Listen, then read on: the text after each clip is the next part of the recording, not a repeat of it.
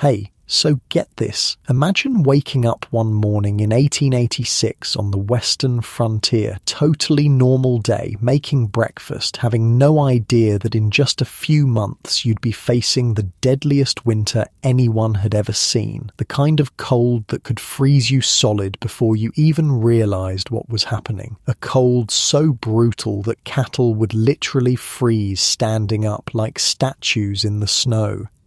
Oh, and if you're enjoying these stories, I'd really appreciate a like or subscribe. Super curious where you're all listening from, so drop a comment with your location and what time it is there. Always blows my mind how people are falling asleep to this all over the world. Alright, find that cozy spot, take a nice slow breath, and just let your body sink into whatever you're lying on. We're heading back to 1886, and trust me, you're going to be so grateful for that warm, soft bed and the solid roof over your head. So congratulations, you just woke up in the winter of 1886 on the western frontier. Your eyes open slowly to a world of half light. The air in your tiny cabin is sharp in your lungs, crisp enough to make your nose sting with each breath. Your bed isn't some memory foam miracle. It's a simple wooden frame pushed against the wall, your body cushioned by a straw-filled mattress that crinkles when you shift. The blankets piled on top are heavy, layers of wool and whatever animal hides you manage to prepare during the warmer months. You don't jump up right away. Nope.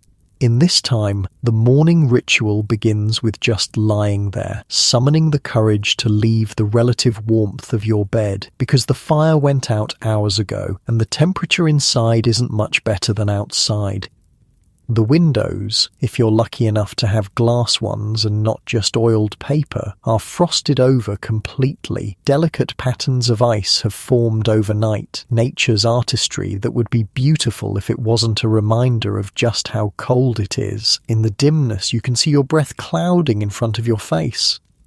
You reach one hand out from under the covers and instantly regret it. The air feels like it could shatter. This isn't just cold. This is the kind of cold that has teeth. It bites at your exposed skin, making it sting, then go numb alarmingly fast.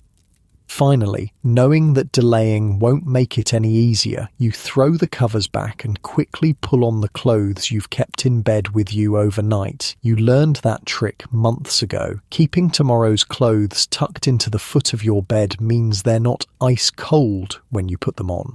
Smart, right?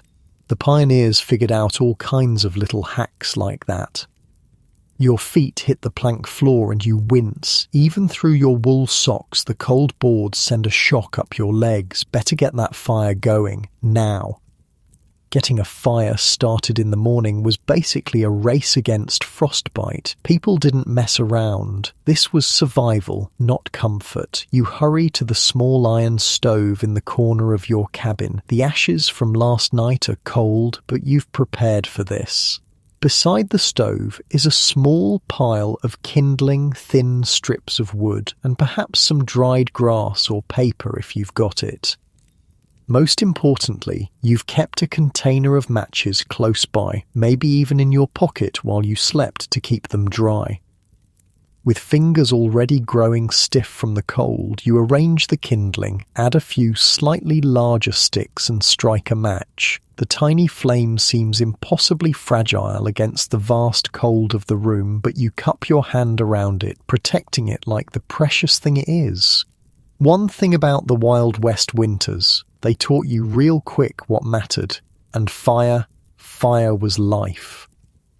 The kindling catches and you feel the first wave of relief wash over you. Then you add a few small splits of wood and finally some larger logs. The cast iron stove begins to warm, first just the metal itself, then gradually radiating heat into the room. It'll be a while before the cabin feels anything close to comfortable, but at least now there's hope.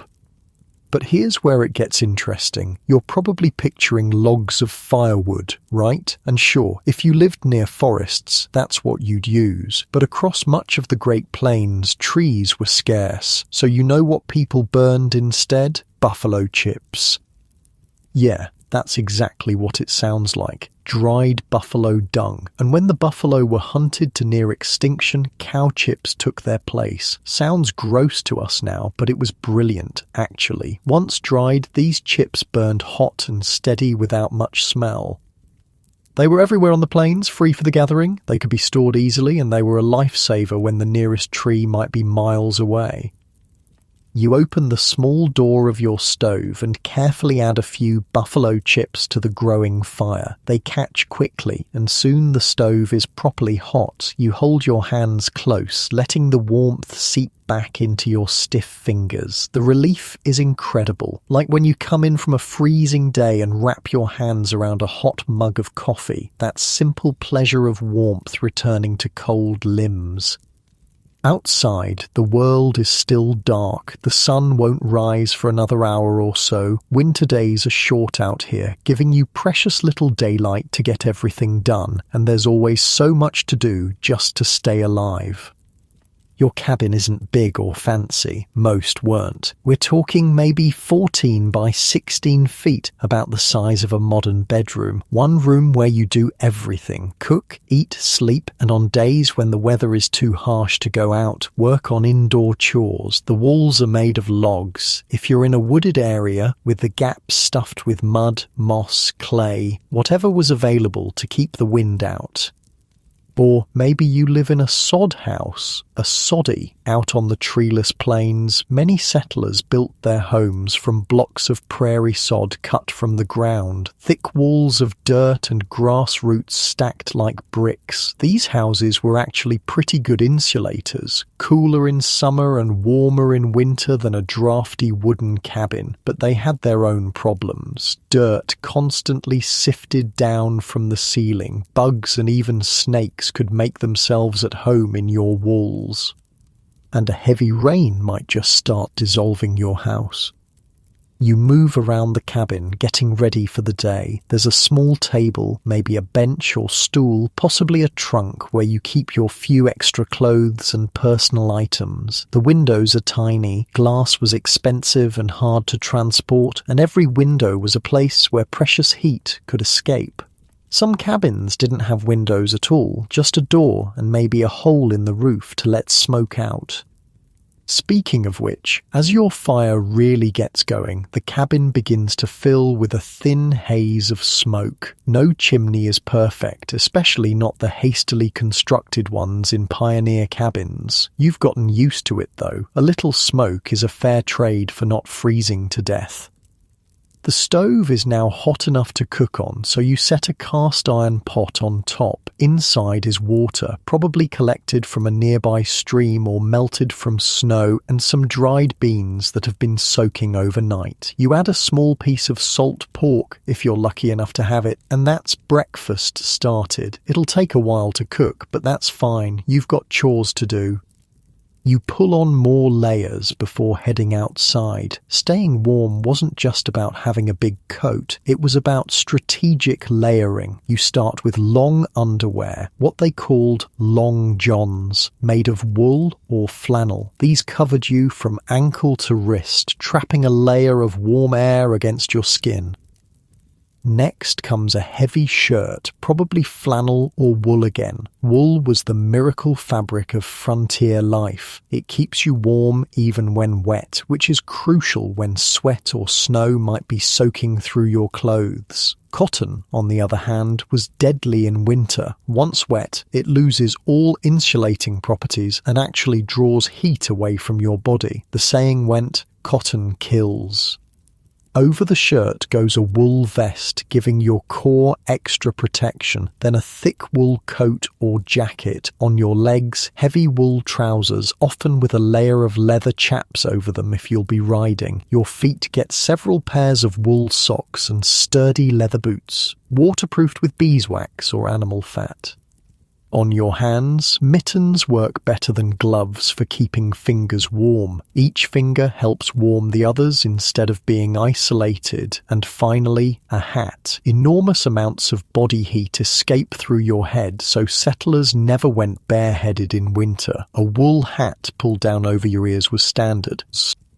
For those who could afford it or make it themselves, fur was even better than wool. Beaver, rabbit, buffalo, these natural insulators kept animals warm through the harshest conditions and could do the same for humans. A fur-lined coat and hat could mean the difference between life and death in a blizzard. And speaking of blizzards, that's what you're worried about today. The sky has that strange, heavy look that old-timers had learned to recognize. A storm is coming. You step outside and the cold hits you like a physical force. It's not just the temperature, though that might be 20 below zero. It's the wind. Out on the plains, there's nothing to break that wind. No hills, no forests, just flat land stretching for miles. The wind gathers speed and strength, cutting through layers of clothing like they're nothing. Your first job of the day is caring for whatever livestock you have, maybe a cow for milk, a few chickens, hopefully a horse or mule. These animals are not just farm equipment or food sources, they're your partners in survival. You depend on each other. The small barn or lean-to where they shelter isn't much warmer than outside, but at least it blocks the wind. The animals have huddled together overnight, using each other's body heat to stay warm. Their breath rises in clouds, and the smell of hay and manure is almost pleasant compared to the sterile emptiness of the winter air. You break the ice that's formed on their water trough, it might be inches thick, and refill it with water you've carried from the well or stream. Then you give them hay or whatever feed you've managed to store up. If you're running low, you might need to give them less than they want. It's a hard calculation. Keep them healthy enough to survive, but make the feed last until spring. As you work, your fingers and toes begin to ache with cold despite your layers. This isn't the mild discomfort of a chilly day. This is the early warning of frostbite. You know not to ignore it. People who didn't respect the cold lost fingers, toes, ears, noses. You've seen it happen to neighbours, seen the blackened flesh that never heals right. So you head back inside to the blessed warmth of your stove. Your breakfast has been simmering all this time, filling the cabin with the rich smell of beans and pork. You eat quickly, standing by the stove. The hot food warms you from the inside out, giving you energy for the hours ahead. Outside, the wind is picking up, driving tiny particles of snow and ice that sting when they hit exposed skin. You need to prepare for what's coming.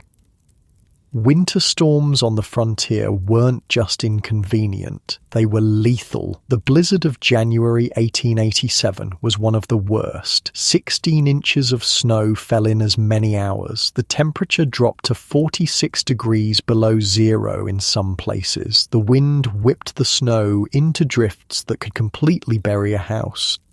People got lost trying to reach their barns from their back doors. Think about that. Just a few yards from safety, but in the blinding white with no landmarks visible, they wandered in circles until the cold took them. They found bodies in the spring, sometimes just feet from their own homes. So, you know not to take chances. You string a rope from your cabin door to the barn, a lifeline to follow when visibility drops to zero. You bring in extra firewood or buffalo chips, piling them by the stove. You check your food supplies, mentally calculating how long you could last if the storm keeps you snowbound for days or even weeks.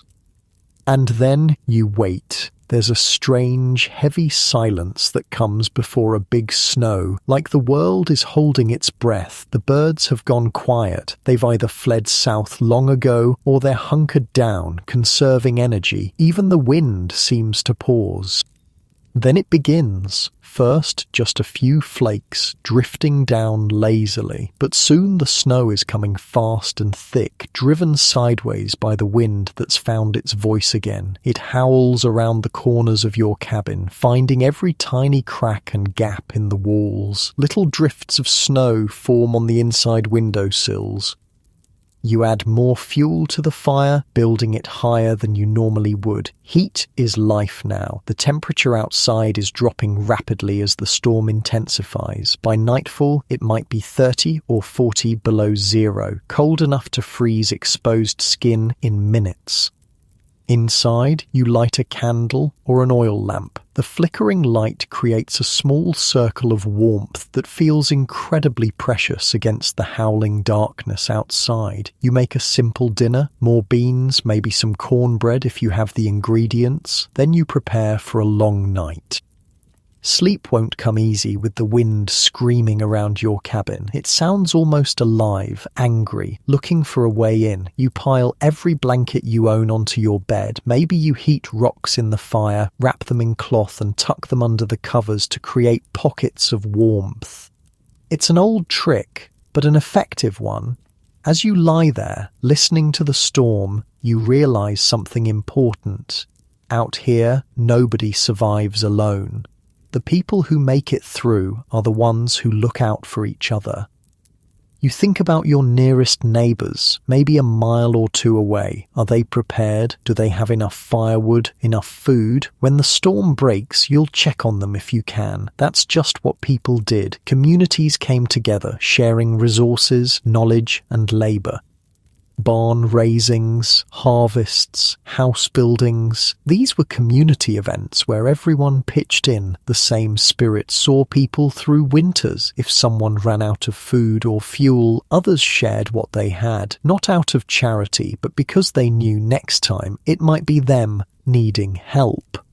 And that was the true secret to surviving the brutal cold of the Wild West. The warmth of human connection. People innovated, adapted, and endured incredible hardships, but they rarely did it alone.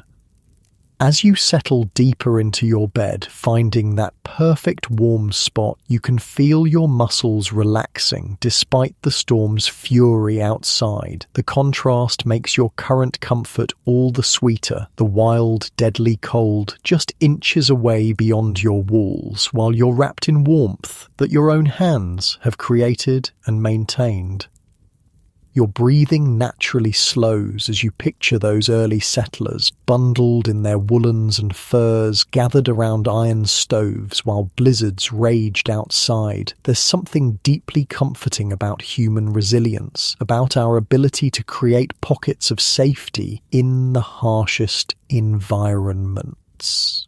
You shift slightly, getting more comfortable as the wind continues its ancient song outside your window, grateful for the sturdy walls between you and the elements.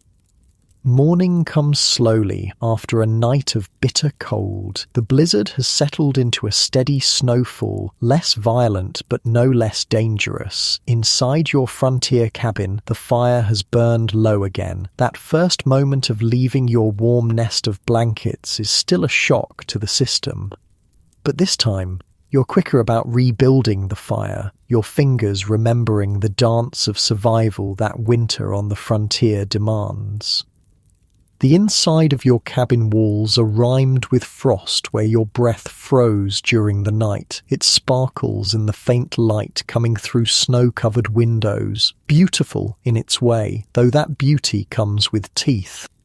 As the fire catches and grows, you peer outside. The world has been transformed. Where there was a yard, a path, familiar landmarks, now there's only white. Snow has drifted against the side of your cabin, reaching halfway up the wall in places. Your world has shrunk to this small space, this island of relative warmth in an ocean of white and cold. The winter of 1886 to 1887 wasn't just another hard season, it was the kind of winter that rewrote history. They would later call it the Great Die-Up, a grim play on words from the usual roundup of cattle, because that winter killed cattle by the hundreds of thousands across the Great Plains. The summer before had been unusually hot and dry. Prairie fires had swept across the grasslands, leaving little forage for grazing animals. Water sources dried up. By the time fall arrived, the land was already stressed, and the animals, both wild and domesticated, were none. We're entering winter in a weakened state. Nature gave warnings to those who knew how to read them. Birds began flying south earlier than usual. Beavers collected more wood than normal for their winter stores. Some cattle grew thicker, shaggier coats than they typically would, but many of the newer settlers, especially the big cattle ranchers from the East or Europe, didn't recognize these signs. They hadn't learned the language of the land yet. When November brought the first snows, earlier and heavier than anyone expected, those who had prepared began to worry. Those who hadn't prepared began to suffer. As you stir your morning porridge, perhaps oats or cornmeal if you're lucky, maybe just flour and water if supplies are running low. You think about food. In winter, food isn't just about staving off hunger, it's about fuel for your body's internal fire, it's about survival. Settlers and Native Americans alike understood that winter required different eating habits. Diets shifted to include more fats and proteins, nutrients that helped generate body heat and maintain energy through the long, cold months. Pemmican, a mixture of dried meat, fat, and sometimes dried berries, was one of the most important survival foods. Created by indigenous peoples and adopted by fur traders and settlers, it provided dense, long-lasting nutrition that could sustain a person through the harshest conditions. Your own winter stores might include preserved meats, salt pork, smoked venison, dried beef, root vegetables like potatoes, turnips and carrots stored well in root cellars or, in a pinch, buried in straw-filled boxes under your bed where they wouldn't freeze. Dried beans, corn and flour were staples. Dried fruits provided rare sweetness and vital nutrients. Every frontier family became experts in food preservation out of necessity. Smoking, salting, drying, these weren't crafty hobbies like they might be today. They were essential skills that kept starvation at bay when fresh food was impossible to come by. The fire is blazing now, warming the small space of your cabin. You add a chunk of precious coffee to a pot of water if you have it. The bitter drink was worth its weight in gold during winter, not just for the warmth, but for the burst of energy it provided. If coffee is too scarce, you might make tea from pine needles. Not delicious, but rich in vitamin C and helpful for preventing scurvy when fresh fruits and vegetables are long gone. Outside, the livestock need tending despite the weather. You bundle up layer by layer, creating a cocoon of warmth around your body before facing the onslaught of cold. The clothing that protected people during frontier winters wasn't just functional, it was ingenious. Let's look at it piece by piece, from the inside out. Next to your skin, you wear long underwear, what they called long johns. These weren't the lightweight thermals we have today. They were thick, often made of wool or flannel, covering you from ankle to wrist. They might be one piece, a union suit with a button-up flap in the back, or two separate pieces. Either way, they created that first essential layer of insulation around your body.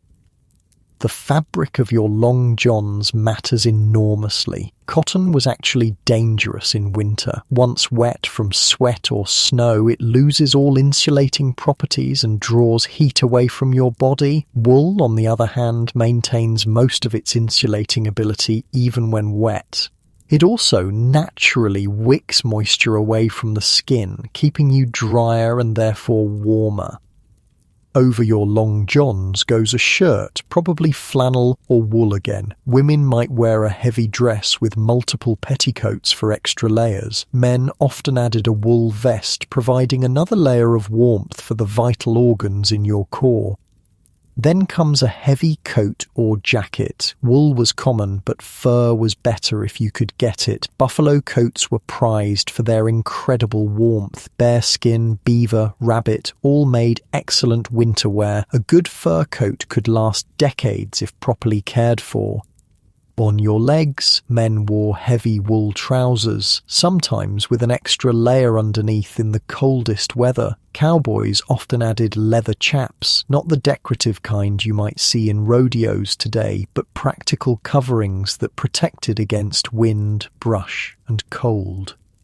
The warmest chaps were woolies made from Angora goat hides with the fur still on. These shaggy chaps could help a rider withstand hours in the saddle during freezing conditions. Your feet get special attention because frostbite often attacked extremities first. Multiple pairs of wool socks, then sturdy leather boots waterproofed with beeswax or animal fat. Some people used foot wraps instead of or in addition to socks, pieces of cloth strategically wrapped around the feet for insulation.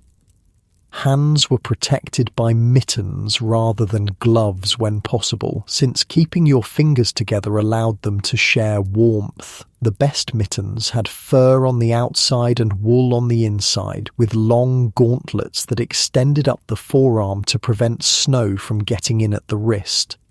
And finally, the hat. Enormous amounts of body heat escape through your head, so no one went bareheaded in winter. Fur hats with ear flaps were ideal. Some people added a wool scarf wrapped around the lower face and neck, creating a sort of primitive balaclava. Fully dressed for winter, a frontier settler looked a bit like a walking bundle of furs and wool. It wasn't pretty or convenient. Layers made movement awkward, and fine manual tasks became difficult with mittened hands, but it kept you alive. You finish dressing and brace yourself for the blast of cold as you open your cabin door. Even expecting it, the intensity is shocking. The air is so cold it feels solid, like you're pushing through it rather than moving in it. Your breath freezes instantly, tiny ice crystals forming in your beard or on your scarf.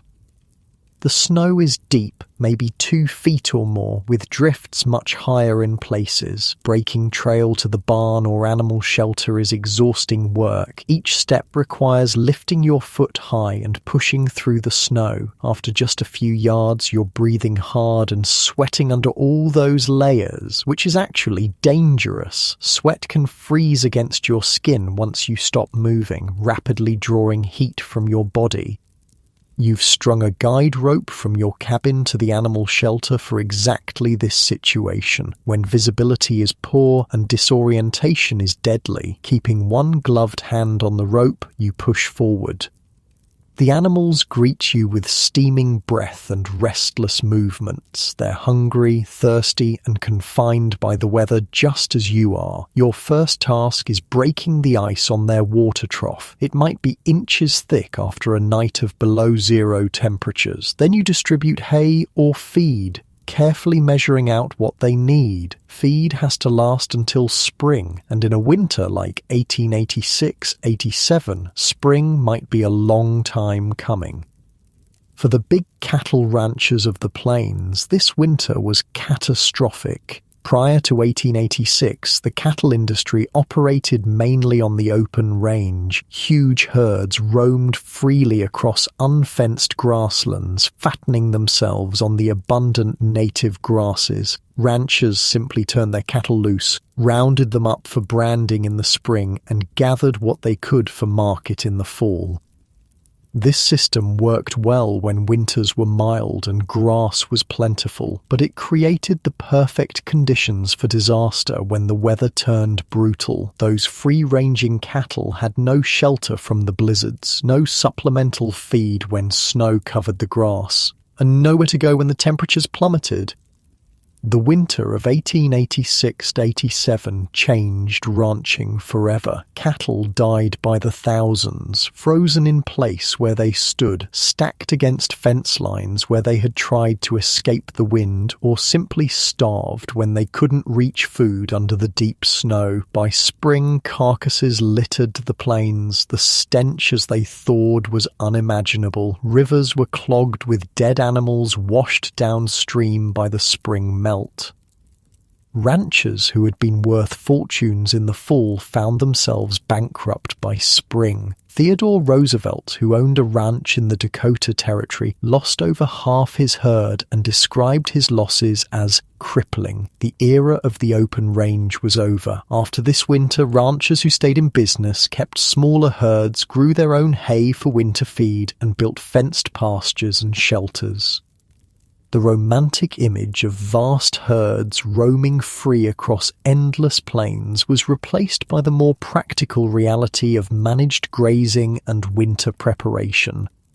You finish tending the animals and make your way back to the cabin, again following the lifeline of your guide rope. The physical labor has warmed you, but also tired you. Winter is exhausting. Every task takes more energy, more planning, more care. Back inside, you shed your outer layers, hanging them near, but not too near, the stove to dry. Any moisture from snow or sweat needs to evaporate before you wear them again.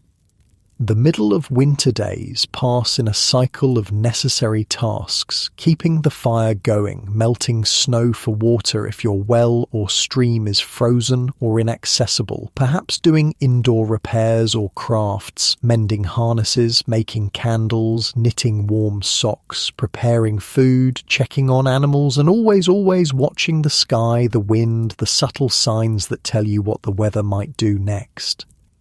Winter changed daily routines dramatically. People scheduled essential outdoor chores for the warmest part of the day, usually between 10 a.m. and 2 p.m. Heavy labor was minimized to conserve energy when food might be limited. Travel was curtailed except in emergencies.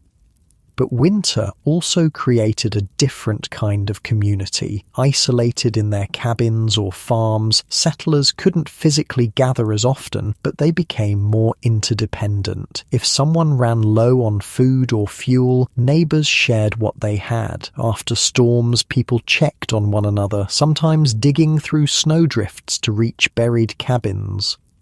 For many Native American tribes, winter was traditionally a time of community gathering, storytelling, and passing down cultural knowledge. Extended families would camp together, sharing resources and protection. The Winter Count, a pictorial history of the tribe recorded on buffalo hide, would be brought out and new events added, connecting each generation to those that came before. Winter also required mental adaptations. The short days, long nights, and social isolation could lead to what settlers called cabin fever, restlessness, irritability, and sometimes more serious depression or even psychosis. Those who thrived developed strategies to keep their minds engaged: reading, crafts, music, games, and storytelling. The early afternoon brings a subtle change in the weather. The constant snowfall begins to taper off, and occasionally the cloud cover thins enough to allow watery sunlight to filter through. It's not exactly a break in the storm, but it's a brief respite. You take advantage of the slightly improved conditions to check your immediate surroundings, the condition of your cabin's roof under the weight of snow, any drifts that might be blocking necessary paths, the state of your woodpile or fuel supply.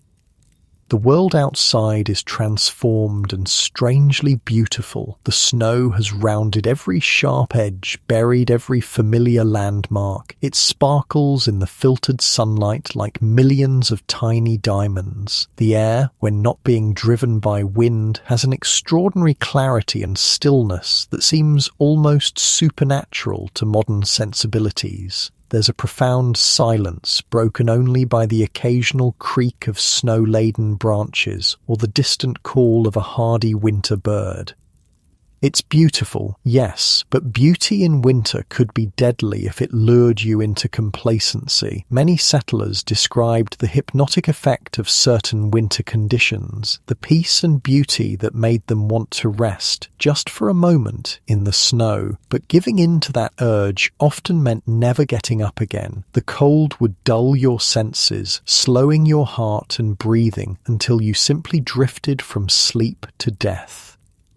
so you admire the transformed landscape quickly, then return to the safety of your cabin. Inside, you add more fuel to the fire and consider dinner. Winter meals were often stews or soups that could simmer all day, making the most of limited ingredients and providing hot, filling nourishment.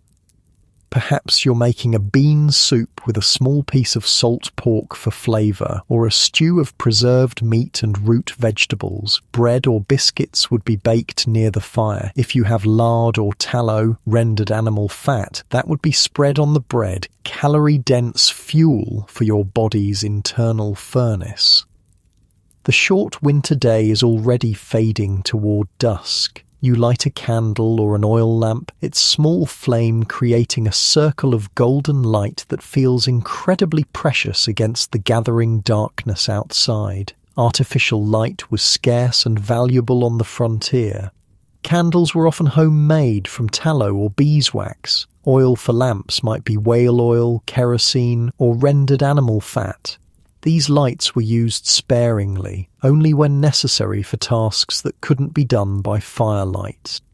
As evening deepens into night, you bank the fire in your stove, arranging the coals and partially burned wood, then covering them with ashes so they'll smoulder slowly all night without needing to be constantly tended. It's a skill that takes practice to perfect, but it means the difference between waking to a cabin that's merely cool and one that's freezing with a completely dead fire.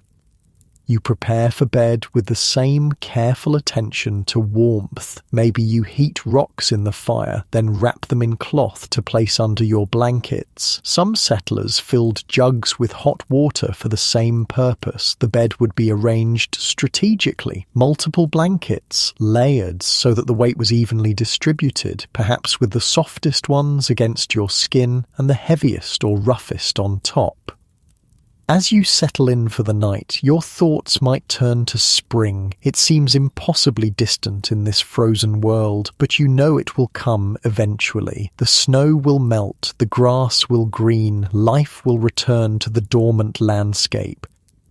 That hope, that certainty of eventual change, helped generations of settlers endure winters that tested the limits of human resilience. They survived not just through physical preparation and adaptation, but through the mental fortitude that allowed them to see beyond the immediate hardship to the renewal that would follow.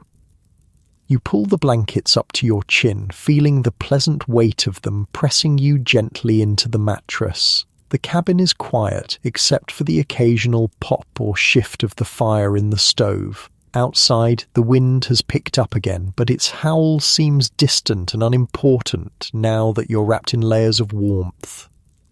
Your body feels heavy with the honest fatigue of a day spent in the business of survival. Each muscle gradually releases its tension as you breathe slowly and deeply. There's a profound satisfaction in having met the challenges of another winter day, having kept the fire burning, the animals fed, your small space of safety intact against the vastness of cold outside. As your breathing slows naturally, you gaze at the faint orange glow of the banked fire visible through the cracks in the stove door. That small light is a beacon of human ingenuity and perseverance, the ability to create warmth and safety even in the most hostile environments. You shift slightly, finding that perfect, comfortable position, feeling your shoulders drop and your jaw relax as the quiet darkness of a frontier night settles around you like a familiar friend. The blizzard settles into a rhythm over the next few days, sometimes raging with renewed fury, sometimes easing enough to allow brief ventures outside. Inside your frontier cabin, you've settled into a rhythm too. The harsh realities of winter have imposed a kind of simplicity on daily life that has its own strange comfort. Morning comes with the now familiar routine, the shock of cold air as you leave your warm bed, the careful rebuilding of the fire, the layers of clothing, the trek to care for animals, the constant never-ending vigilance against the cold that waits just outside your walls, patient and hungry. but today something is different. As you step outside, you notice the wind has died down completely. The air is still brutally cold. Your breath freezes instantly in your beard or on your scarf, but the absence of wind makes it feel almost peaceful. The snow-covered landscape stretches away in gentle swells and dips, blindingly white under a sky that has finally cleared to a pale, distant blue. In this moment of relative calm, you decide to check on your nearest neighbours. In the isolated homesteads of the frontier, neighbours might be miles apart, but the bonds between them were often stronger than in more populated places. Winter survival depended on community as much as individual preparation. You harness your horse to the sled or wagon, if you're fortunate enough to have one. If not, you might set out on horseback or even on foot, though distances that seemed manageable in summer became treacherous journeys in winter. Either way, you dress in your warmest layers, pack some food and a blanket. Getting stranded between destinations could be fatal, and set out. Breaking trail through deep snow is exhausting work, even with a horse. The animal plunges forward, snow sometimes reaching its chest, while the sled or wagon behind cuts a path that might be used for days or weeks to come. You keep your eyes fixed on landmarks. A distinctive tree, a rise in the land, the smoke from a distant chimney. Getting lost in this white vastness would mean death. Navigating in winter was a serious skill on the frontier. Without the benefit of GPS, cell phones, or even reliable maps, travellers relied on intimate knowledge of the landscape and careful observation. Native Americans and experienced settlers could read subtle signs, invisible to the untrained eye. The way certain trees leaned, the pattern of stars, the behaviour of local wildlife. They passed this knowledge down through generations, creating mental maps that were often more detailed and practical than anything on paper. For newer settlers, winter travel was riskier. Many tied bells to their horses so that if they became disoriented in a sudden snowstorm, the sound might guide them back to their wagon or sled. Others strung guide ropes between buildings on their own property to prevent getting lost between house and barn. Stories abounded of people found frozen just yards from their own doors, having become disoriented in whiteout conditions. After what feels like hours of careful progress, you spot your neighbour's cabin, a small dark shape against the overwhelming white. Smoke rises from the chimney in a straight column, a good sign that someone is alive and well inside. Your arrival is met with genuine joy. Winter visitors were rare and welcome breaks in the isolation that could stretch for weeks or months. You're ushered inside to thaw by the fire, offered whatever food and drink is available. Hospitality was never refused in this harsh environment where turning someone away could mean their death. The conversation turns, as it inevitably did in winter, to survival. How are the food stores holding out? Is there enough feed for the livestock? Has anyone been sick? What news, if any, has filtered in from more distant communities? This exchange of information wasn't just socializing, it was a vital network of mutual support. If one family was running low on a particular supply, others would share what they could. If someone hadn't been seen or heard from for too long, a group might organize to check on them. Knowledge about weather patterns, wild food sources, medical treatments using available plants, more efficient ways to insulate or heat was freely shared because it benefited everyone. In severe winters like 1886-87, these community bonds were tested to their limits. As supplies dwindled and conditions worsened, the sharing of resources could mean dividing scarcity rather than abundance. Yet numerous accounts from the period describe extraordinary acts of generosity. People going hungry to feed neighbours' children, travelling through dangerous conditions to bring medicine to the sick, sharing the last of their firewood or food. After exchanging news and sharing a simple meal, you prepare to head back to your own cabin before daylight fades. Winter days are short, perhaps only 8 or 9 hours of true daylight in the northern plains, and being caught out after dark multiplies the dangers.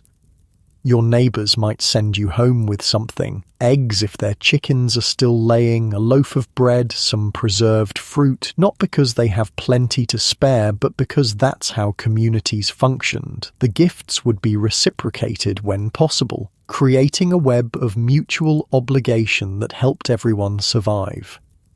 The journey back follows the trail you broke earlier, making it less physically demanding but still requiring constant vigilance. The temperature drops rapidly as the sun begins to sink toward the horizon. Cold that was merely painful during the day becomes dangerous now.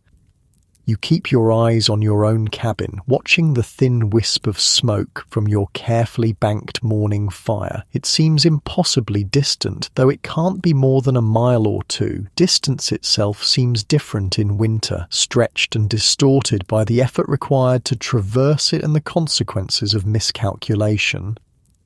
The sky is changing colour as you finally reach home, pale blue deepening to indigo, with the western horizon painted in brief, spectacular streaks of orange and pink. Winter sunsets on the plains could be breathtaking, the pure cold air creating colours more vivid than summer's hazy warmth. But you don't linger to admire it. Beauty is secondary to warmth and safety now. Inside your cabin, the fire has burned low but not out. You feed it carefully, coaxing the embers back to flames with kindling and then larger pieces of wood or buffalo chips. The simple act of building a fire, something humans have done for tens of thousands of years, takes on almost sacred significance in winter. It's not just comfort, it's life itself. As feeling returns to your cold-numbed fingers and toes, a painful process of prickling and burning that old-timers called the screaming memes, you reflect on the different ways various people survived winter on the frontier. Native American tribes had centuries of accumulated knowledge about winter survival, adapted specifically to their local environments. The Plains tribes like the Lakota, Cheyenne, and Blackfeet used teepees that were remarkably well suited to harsh winters. Though made of buffalo hide, rather than the solid walls we might associate with winter protection, a properly constructed teepee was surprisingly warm. The conical shape and central fire created excellent ventilation, drawing smoke up and out while minimizing heat loss. The outer cover could be raised or lowered depending on conditions, and an inner lining created an insulating airspace while also preventing drafts. In the coldest weather, the bottom edge would be banked with snow for additional insulation. Teepees could also be taken down and moved quickly if game migrations or weather made a change of location necessary. The Plains tribes also adapted their entire way of life to the seasonal cycle. Many followed the buffalo herds in summer and early fall, then wintered in sheltered river valleys where wood was available and the worst of the wind was blocked. Their winter camps were community affairs, with extended families and groups camping together for mutual support and protection. For European settlers, winter survival strategies depended partly on where they came from. Scandinavian immigrants, already familiar with harsh winters, brought techniques like double wall construction, where two wooden walls were separated by a layer of insulating material. German settlers introduced cast-iron stoves that were more efficient than open fireplaces, radiating heat evenly while using less fuel. Those who came from milder climates had a steeper learning curve. There are heartbreaking accounts of families from England, Italy, or the American South who weren't prepared for the intensity of plains winters. Some died, others survived only through the intervention of more experienced neighbours who taught them essential skills.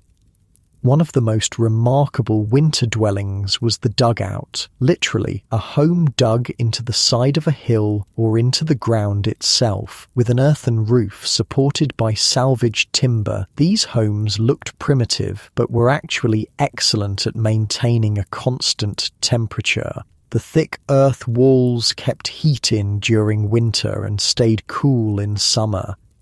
Many families lived in dugouts while gathering materials for more conventional homes, but some chose to remain in them for years because of their practical advantages.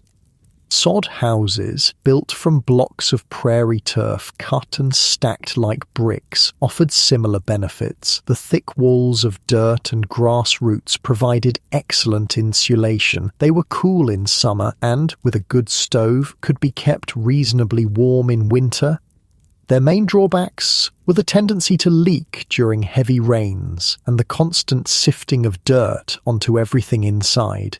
Still, in areas where timber was scarce or expensive, a soddy was often the most practical option.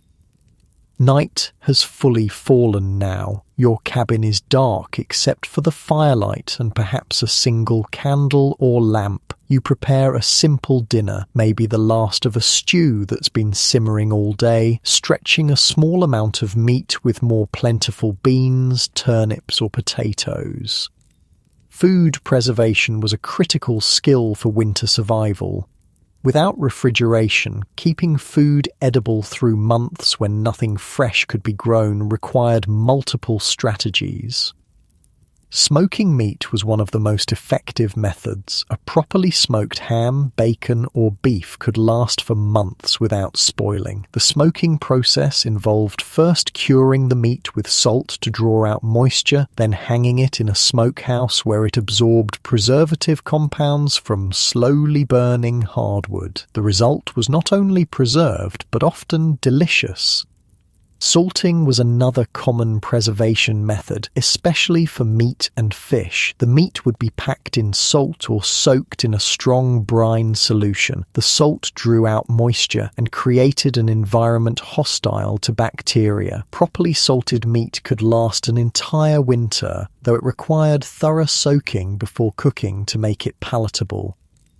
Root vegetables like potatoes, carrots, turnips and onions could be stored in root cellars, underground rooms or pits where the earth's stable temperature kept them from freezing or spoiling. A well-constructed root cellar maintained temperatures just above freezing even when outside temperatures plunged far below zero. Fruits were often dried in the summer sun, then reconstituted in winter for pies, sauces, or just eating as is. Berries, apples, peaches, anything that could be sliced thin enough to dry thoroughly could be preserved this way. Beans, corn, and other grains were dried on the plant, then stored in rodent-proof containers. These staples formed the backbone of winter nutrition, providing carbohydrates and some protein. For indigenous communities, pemmican was the ultimate survival food, made from dried meat, usually buffalo pounded into powder, mixed with melted fat and sometimes dried berries. It was incredibly nutrient-dense and stable. A small amount provided substantial calories and complete nutrition. It was so effective that European fur traders and explorers adopted it, and similar preserved meat products are still used today by military forces and wilderness adventurers. After eating, you prepare for the night ahead. The fire is carefully banked, not too low that it might go out during the coldest hours before dawn, but not so high that it wastes precious fuel. You might heat stones or fill jugs with hot water to place in your bed, creating pockets of warmth that will last for hours.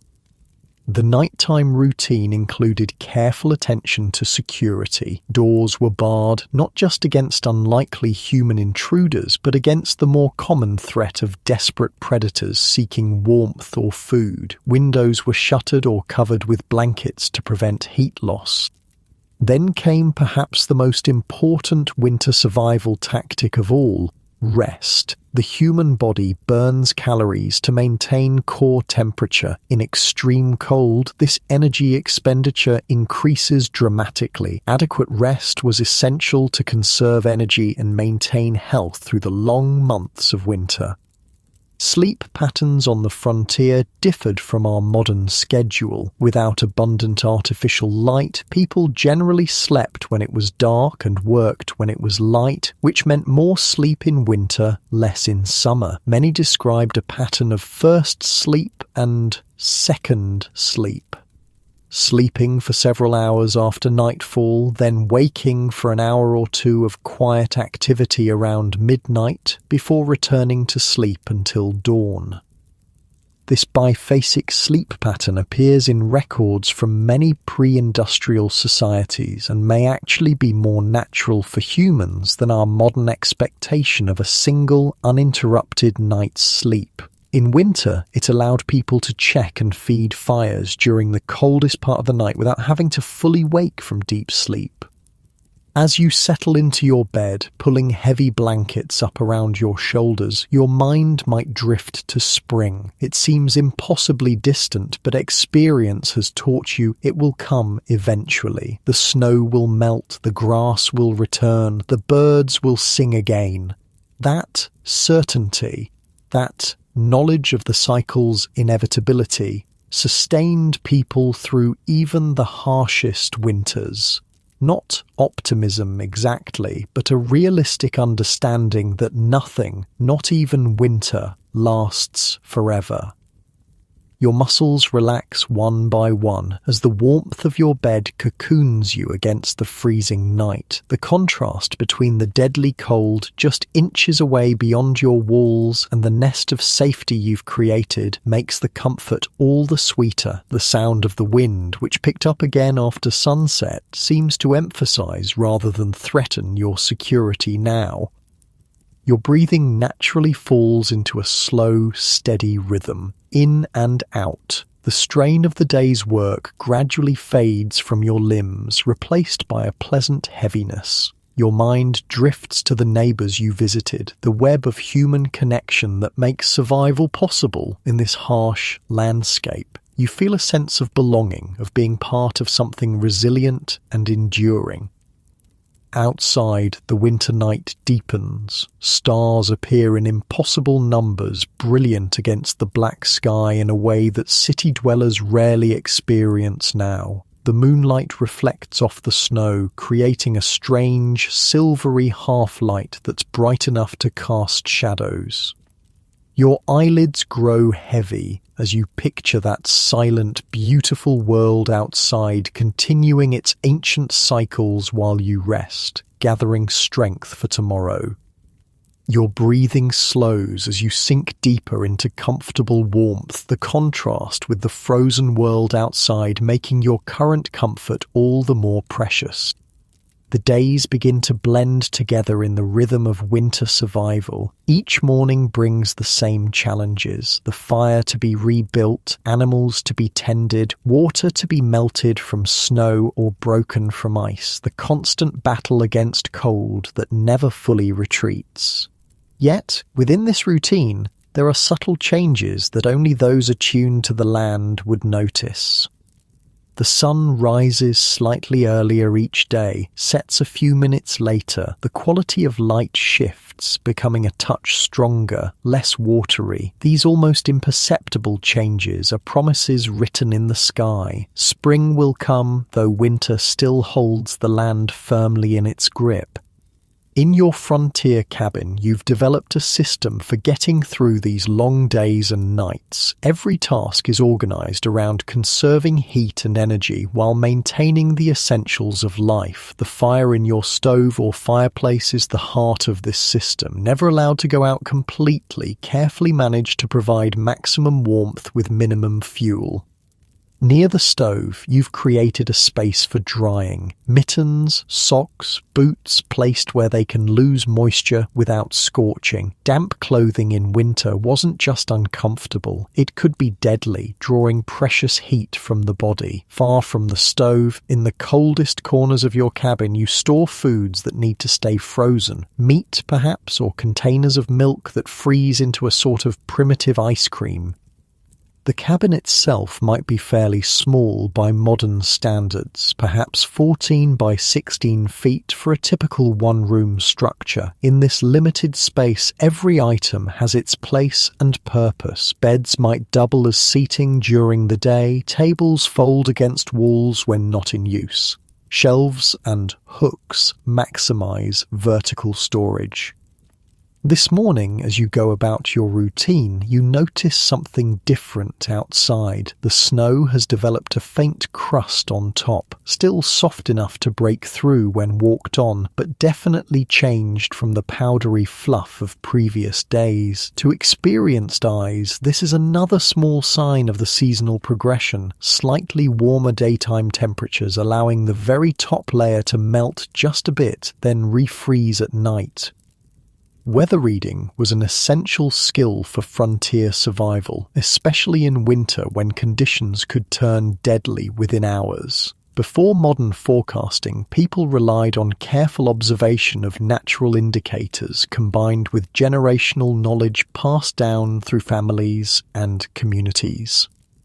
Cloud formations, wind direction, animal behavior, even the way smoke rose from chimneys, all provided clues about coming weather. Many of these observations were codified in sayings or rhymes that made them easier to remember and pass along. Red sky at night, sailors delight. Red sky in morning, sailors take warning. Or, when clouds appear like towers, the earth is refreshed by frequent showers.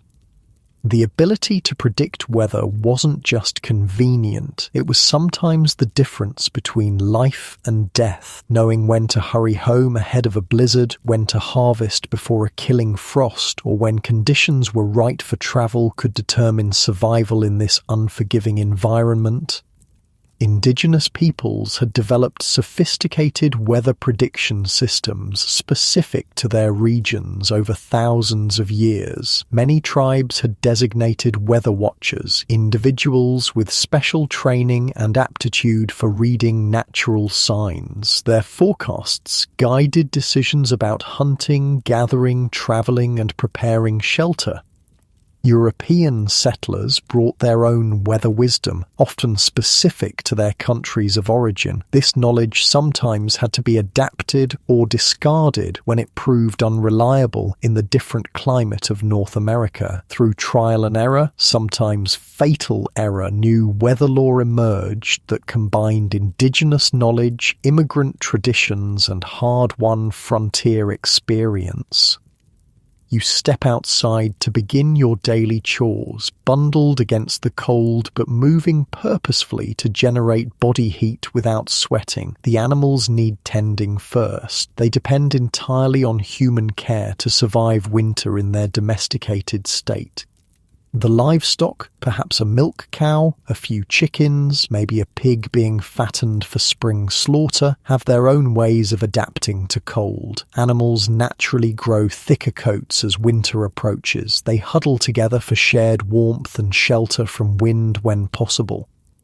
But domesticated animals required human intervention to survive extreme cold. Barns and other shelters needed to be as carefully prepared for winter as human dwellings. Cracks were sealed against drafts. Hay was stacked to create additional insulation along walls.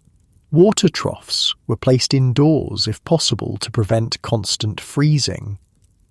The winter of 1886-87 was particularly devastating for livestock, especially cattle on the open range. The combination of drought the previous summer, early heavy snows and record-breaking cold created conditions that even the hardiest animals couldn't survive without help. Ranchers who lost thousands of cattle during this catastrophic winter changed their practices dramatically afterward. The era of vast, unfenced, unmanaged herds on the open range effectively ended. Those who stayed in the cattle business adopted new approaches. Smaller herds, fenced pastures, hay production for winter feed, and sturdier shelters.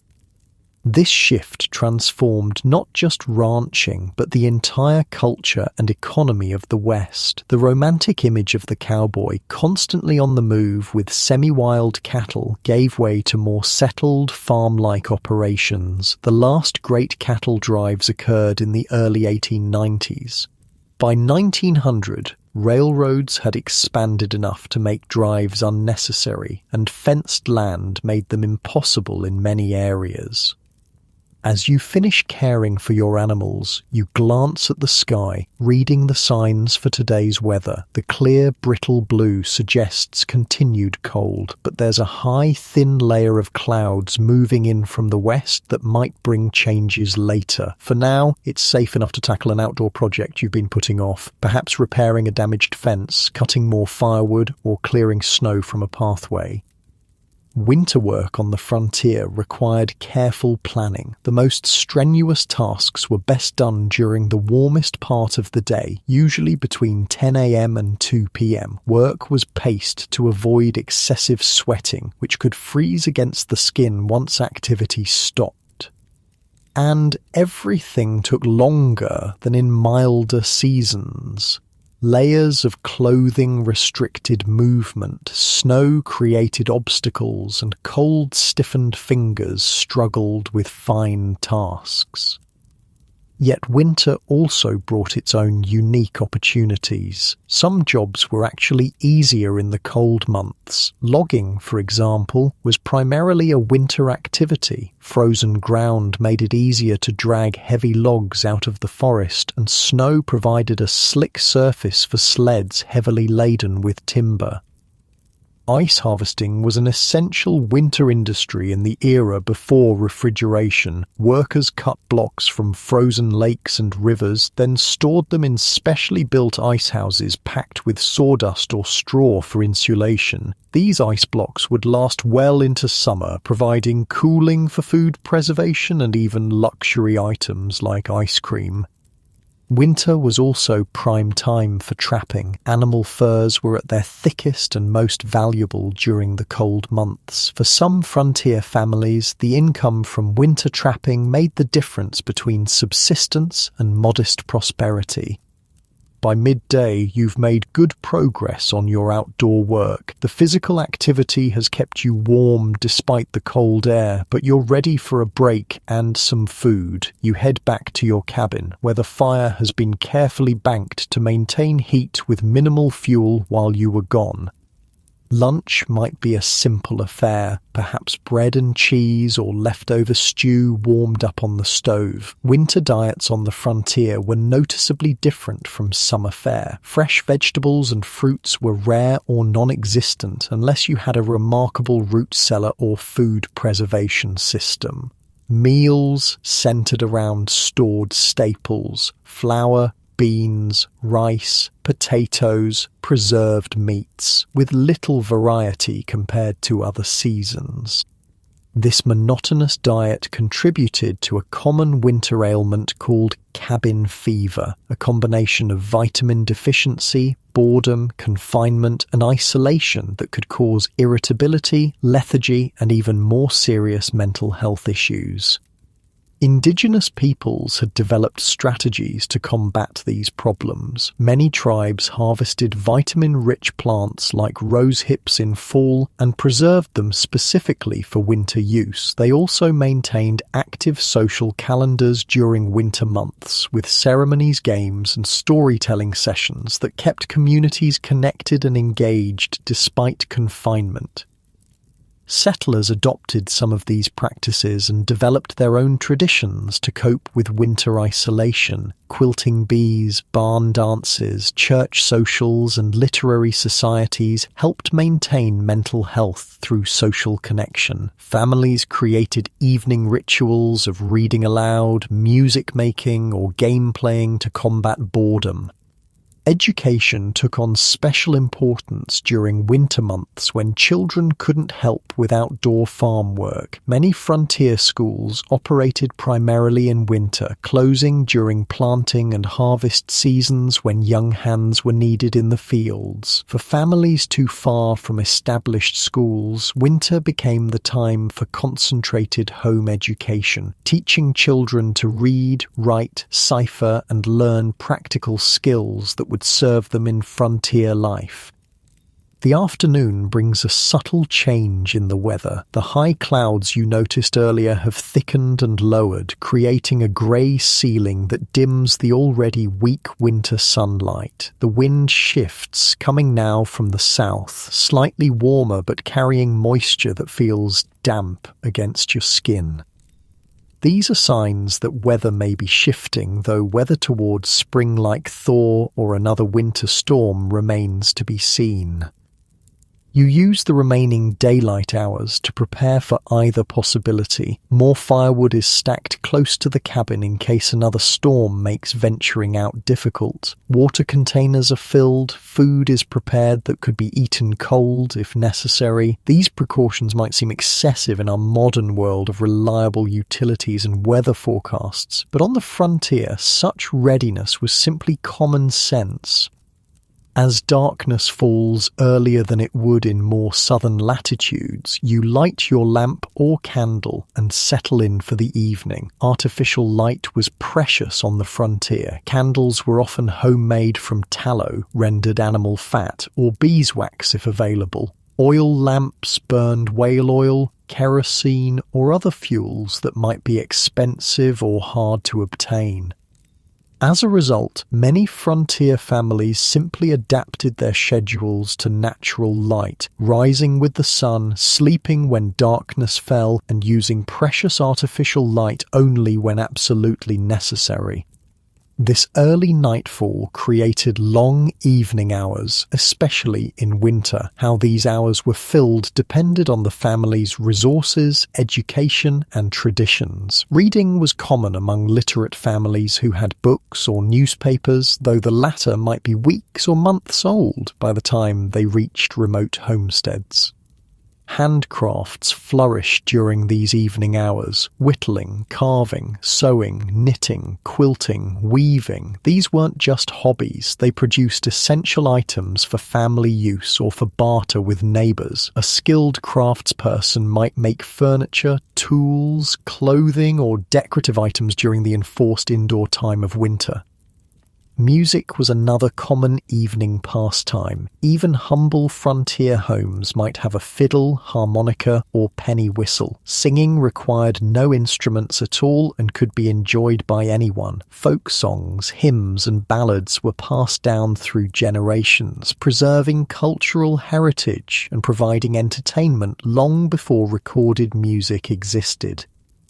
Storytelling reached its height during winter evenings. Families shared tales of their ancestry, recounted historical events, or simply made up stories to entertain one another. These oral traditions served multiple purposes: entertainment, education, cultural transmission, and strengthening of family bonds. For indigenous communities, winter was traditionally the season for certain sacred stories. Many tribes had traditions that specified some tales could only be told when snow was on the ground, enforcing a seasonal rhythm to their oral literature that corresponded with natural cycles.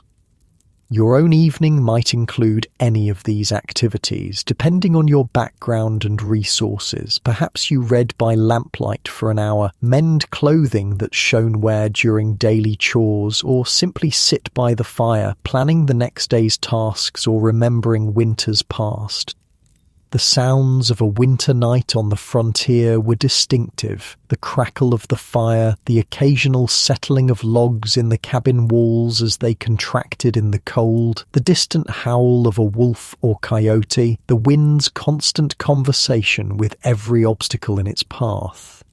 These sounds formed a kind of music that modern ears, accustomed to the constant background noise of technology, might find either unsettling or profoundly peaceful. As bedtime approaches, you bank the fire for the night, carefully arranging the coals and partially burned wood, then covering them with ashes so they'll smoulder slowly until morning. This technique, mastered through practice and sometimes learned through bitter experience, meant the difference between waking to a cabin that was merely cool and one that was freezing with a completely dead fire.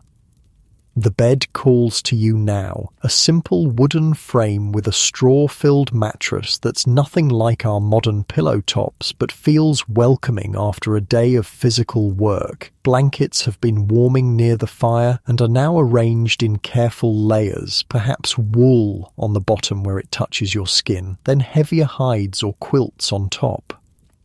You might place heated rocks wrapped in cloth at the foot of the bed, or fill jugs with hot water for the same purpose. These would radiate warmth for hours, taking the deadly chill off the bedding and helping you fall asleep comfortably instead of shivering for the first hour.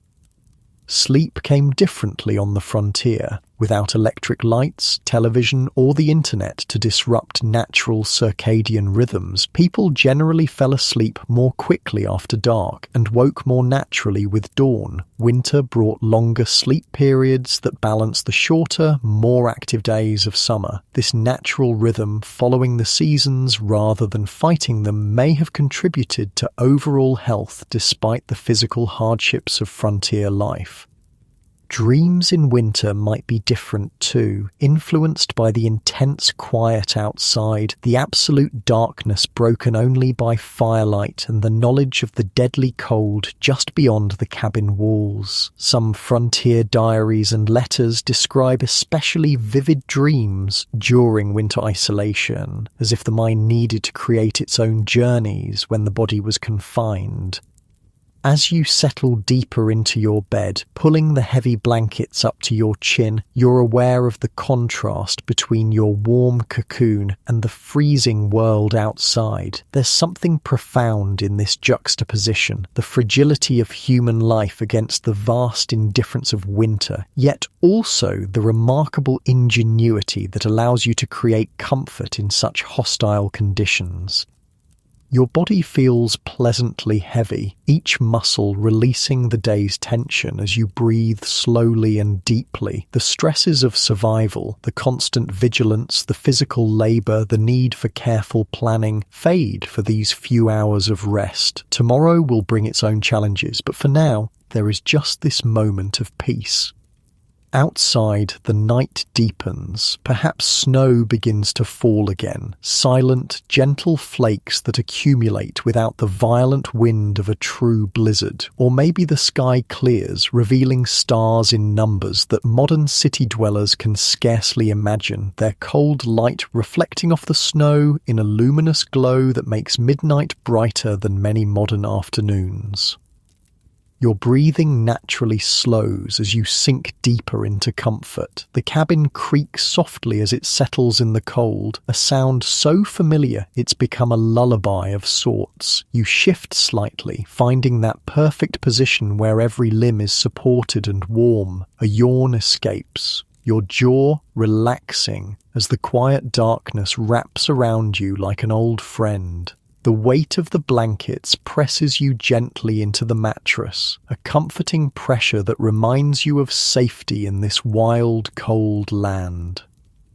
days pass in the steady rhythm of winter survival, outside your frontier cabin, the landscape remains transformed by snow and ice, but subtle changes are beginning to appear for those who know how to read them. The quality of light shifts minutely each day, growing stronger, lingering a bit longer. The snow develops different textures as temperatures fluctuate, sometimes forming a hard crust that bears weight, sometimes softening into wet heaviness that clings to boots and clothes.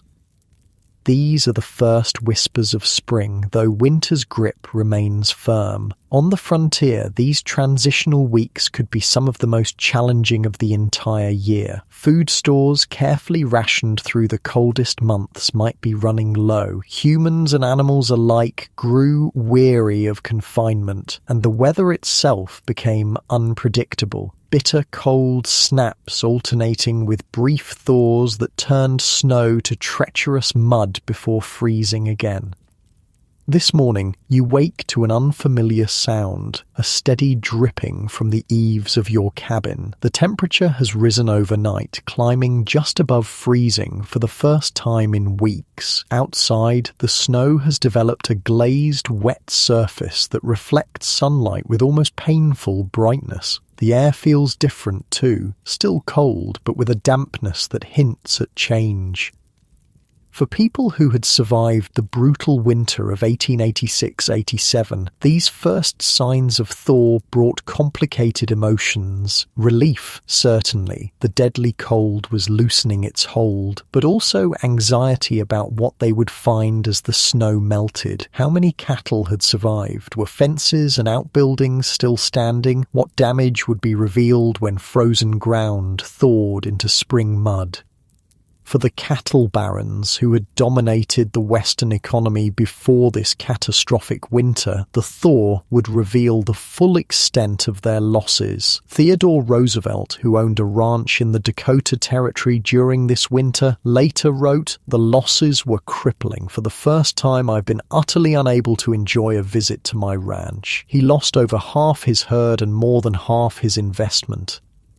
The spring of 1887 revealed a landscape of death across the Great Plains. As the snow receded, carcasses appeared everywhere, cattle frozen where they stood, piled against fence lines where they had sought shelter from the wind, washed downstream in grotesque log jams when rivers began to flow again. The stench, by all accounts, was unimaginable.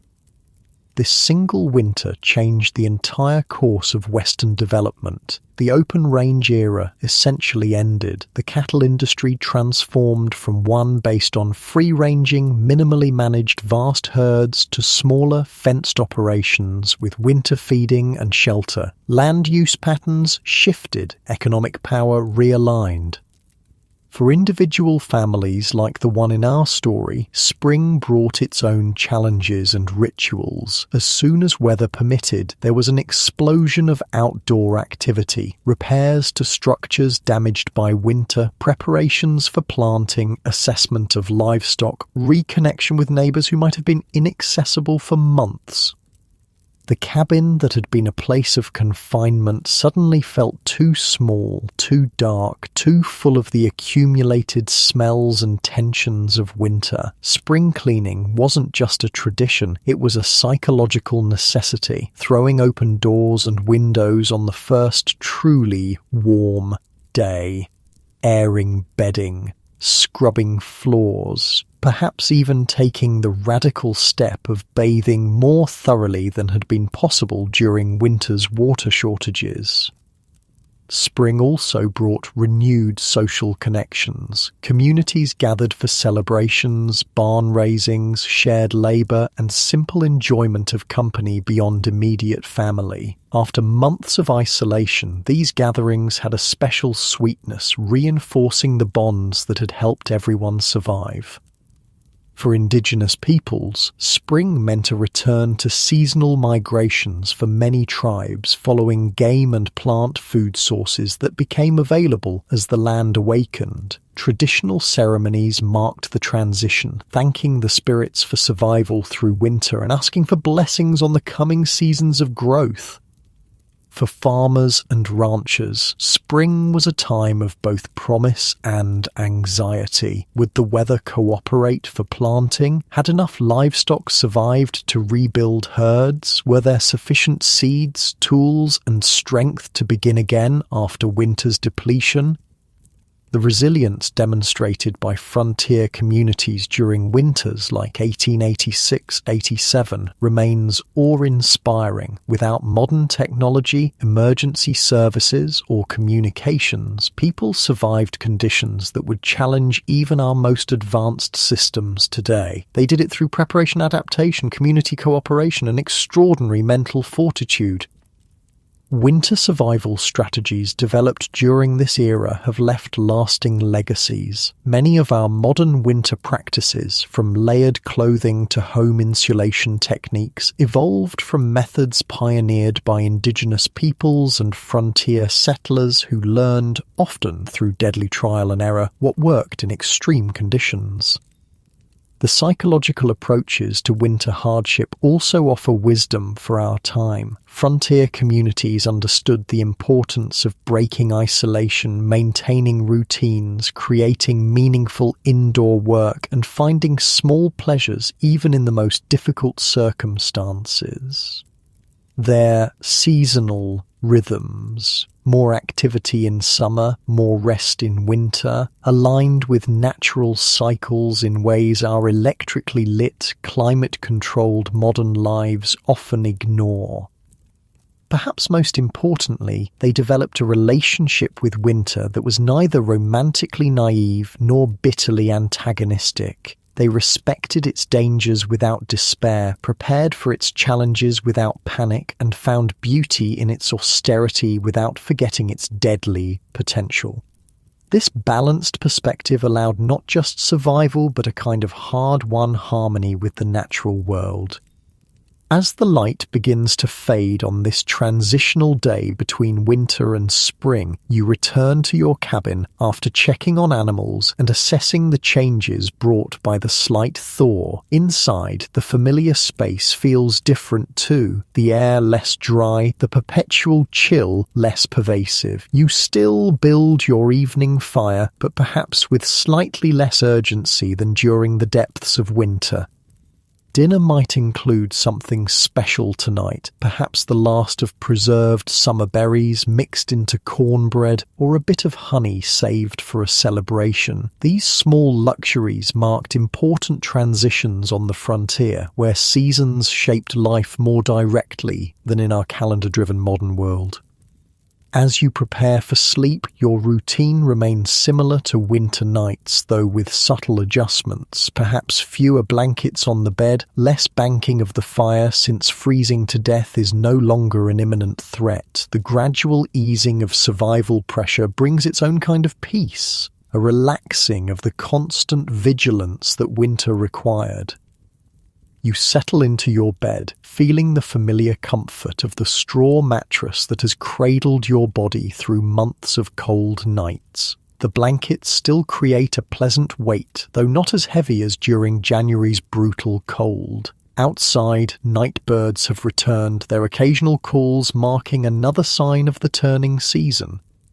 In this quiet moment between wakefulness and sleep, you might reflect on the winter now potentially ending, the challenges faced, the skills honed, the deeper understanding gained of both human capability and natural power. There's pride in having endured, satisfaction in problems solved, gratitude for the community that made survival possible, and hope for the warmer days to come.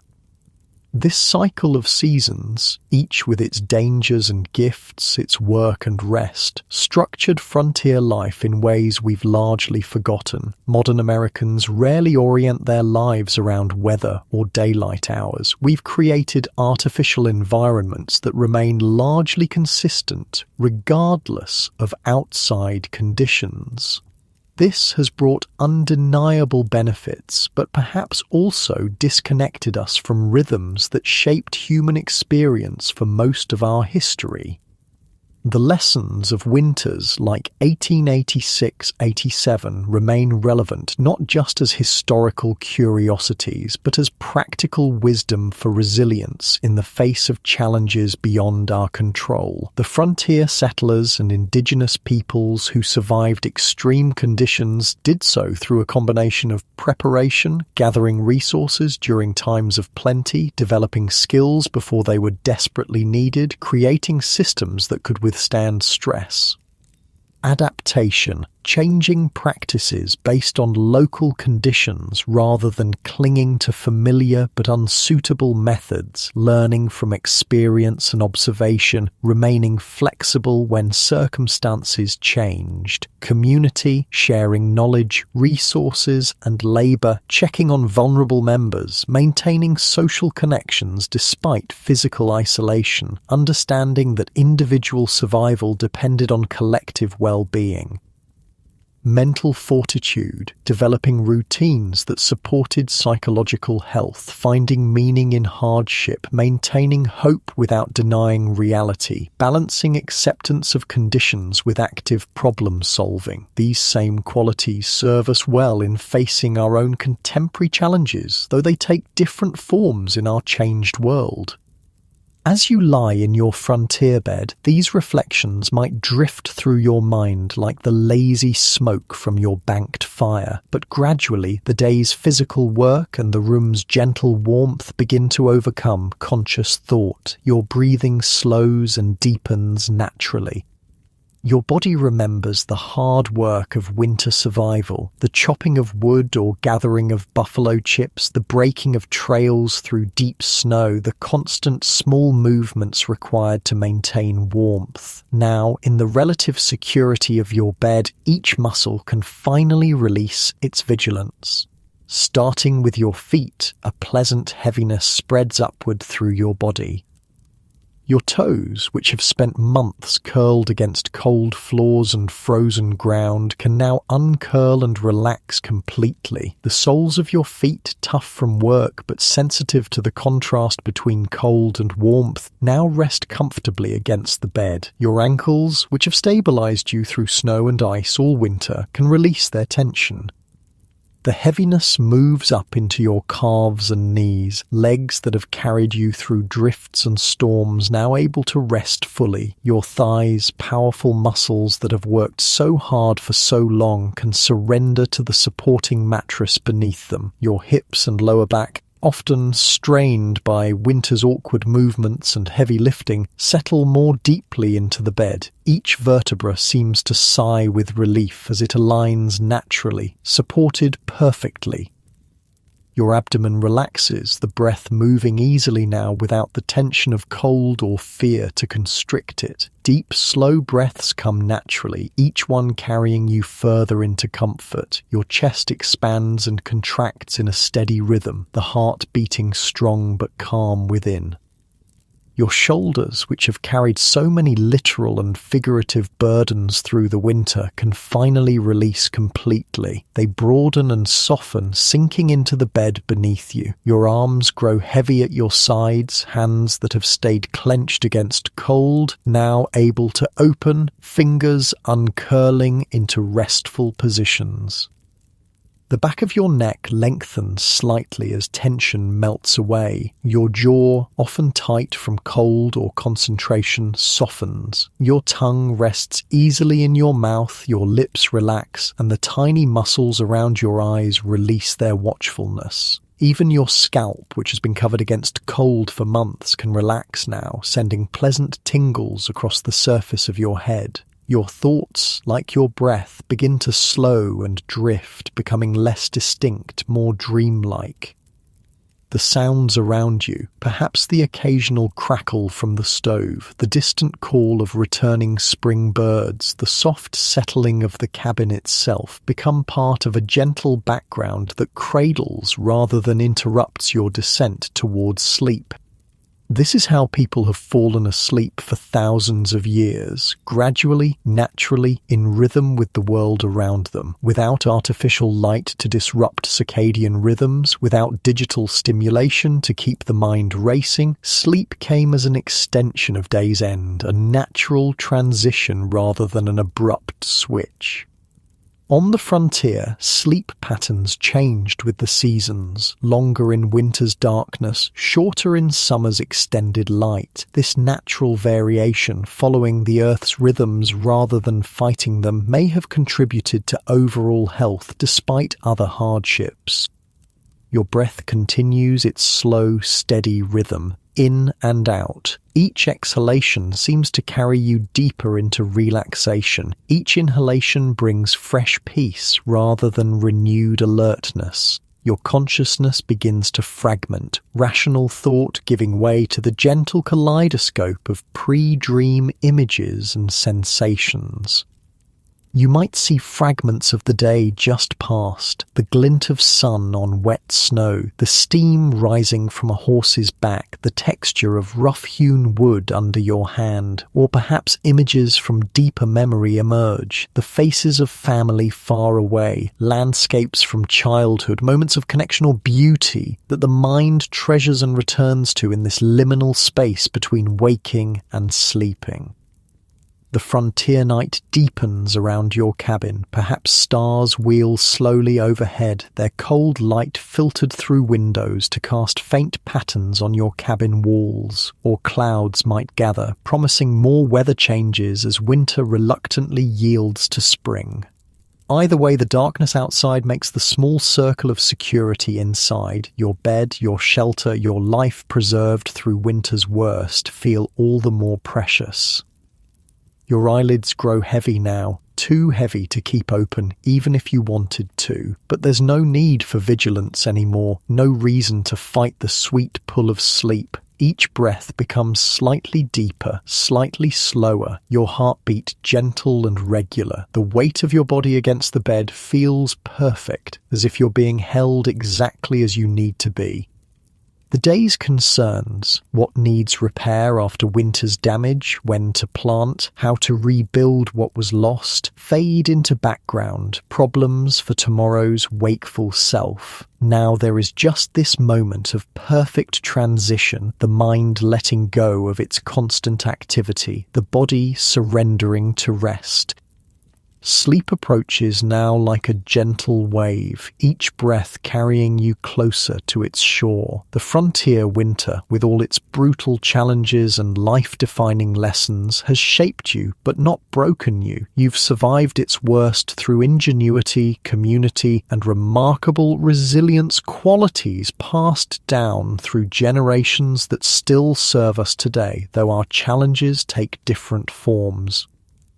Your breathing slows one final notch. Your consciousness shifts from fragmentary thoughts to the formless peace that precedes dreams. The last tension in your body dissolves, leaving only the natural weight of complete relaxation. And sleep, the great restorer, the daily practice of surrender and renewal that every human shares regardless of time or place or circumstance, finally claims you completely, carrying you away from the frontier winter into the universal landscape of dreams where past and present, hardship and comfort, struggle and peace all dissolve into the deeper currents of human experience.